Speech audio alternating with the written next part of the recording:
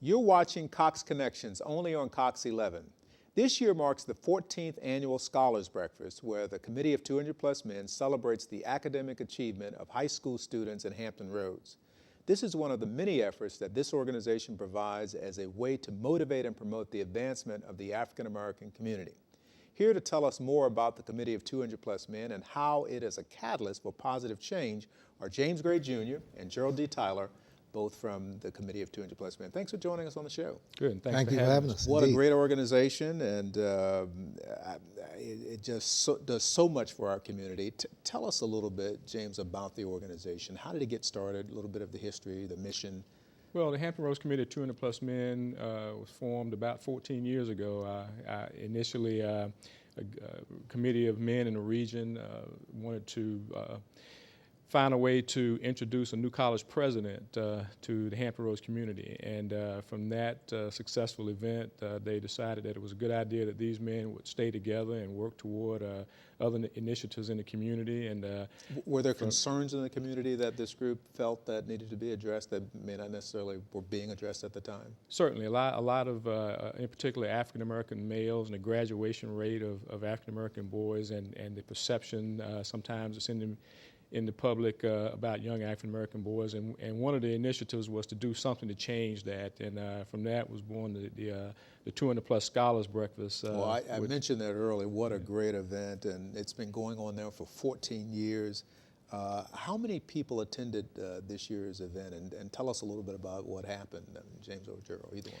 This year, actually, for the first time, we actually had a sellout at the event. We had seating for 1,400 attendees, and we actually sold every seat in the Hampton Roads Convention Center for that event. We recognized this year 465 young men from both public and private schools in the Hampton Roads region, and we're pretty proud of this year's event, really for the support that we received from the community, from the schools and colleges and universities that participated in the event, and so we were really proud of the 14th annual, and really looking forward to next year, which is our 15th anniversary event. So why is this event so popular? Well, as we were saying, it is the 14th, and these are high-achieving African-American males. Some of them, I could say, almost like off the charts, so to speak, going up and above the 4.0 GPAs from a high school and so forth. What makes it so popular? We've had, I perhaps could say, a litany of outstanding speakers that have come these 14 years. This past year, May of 2011, was Dr. Christopher Howard, the president over at Hampton-Sydney. President at Hampton-Sydney. Outstanding speaker. He kept everybody zeroed in on his presentation. Prior to that, last year, we had Dr. Freeman Rabowski down at the Virginia Beach Convention Center. We're kind of alternating there. Another super speaker. Before that, Dr. Dennis Kimbrough. So these speakers are really, really imparting a wealth of knowledge, not only for the honorees, but for all of us in attendance. Are there, you mentioned these are high-achieving young men. Are there any particular stories that stand out, either one you would like to share of one of the students? Certainly, I'll let Gerald had a direct contact with one young man. I know he's been pretty excited about it. I'll let him tell you about that. I'll mention, I think he's referencing a young man by the name of Samuel Stackhouse. Him and his 4 siblings went to stay with their maternal grandmother, a little bit of a hardship situation some years ago, and she has basically raised those young boys and girls and now beginning to put them through high schools and embarking upon collegiate careers. They came up on the rough side of the mountain as such. You and I, we're familiar with that phrase to some extent. And so it has not been easy, but yet they've been successful. He's off to Virginia Tech with a full scholarship, as I understand it, one of several from this group who are kind of going in packs of 3s and 4s. They're at Virginia Tech, and so that's an outstanding thing with him. We've had so many others. We know of at least 6 of them, and we almost feel certain that there are more. We just haven't gotten the information on them yet. At least 6 of them served in this class of 2011 as valedictorians of their classes. That is what great yes, stories. Yes. And a number of scholarships, I mean, just in the hundreds of thousands of dollars that were awarded. Millions, actually. Millions of dollars that were awarded. Over the 14 years of the breakfast, colleges and universities have awarded around $10 million to all of the scholars who have been honored by 200 Plus Men. And this year, $900,000 in scholarships. $900,000. Well, just to young men. men who were there.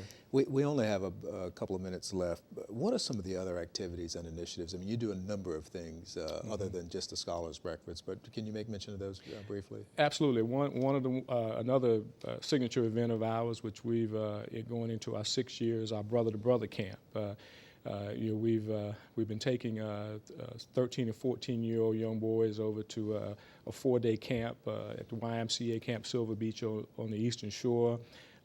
24 to 30 young men. We bring in speakers. We have a Heritage Day where we take a trip up to Baltimore and we visit museums. And the young men really get an opportunity to interact with some positive role models, as well as to kind of understand the importance of education, their heritage and culture, and responsibility that we want to see in young boys today.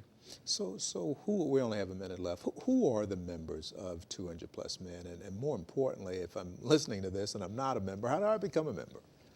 Well, you can become a member by visiting our website, hr200plus.org. But the members of the Hampton Roads Committee of 200 Plus Men are really a diverse group of retired and active members in the community, elected officials, public administrators, and full disclosure, I am a member, and it is a great organization. And have been a long-term supporter of the organization. We appreciate that. But we're a diverse group and of members who are interested in being a catalyst for change in the Hampton Roads community, and we're always looking for new members. And so we would encourage any of your viewers to who would be interested in 200 Plus Men to visit our website, where you can find a membership application or contact that website. We'll show it again. But clearly, what you're doing, James and Terrell, tremendous contribution to this community. Thank you for all that you're doing. Thank you for taking the time to be on the show today. Good, and thanks for inviting us. Up next on Cox Connections, find out how Cox is providing even more support for local organizations that make a difference in our community. Stay tuned.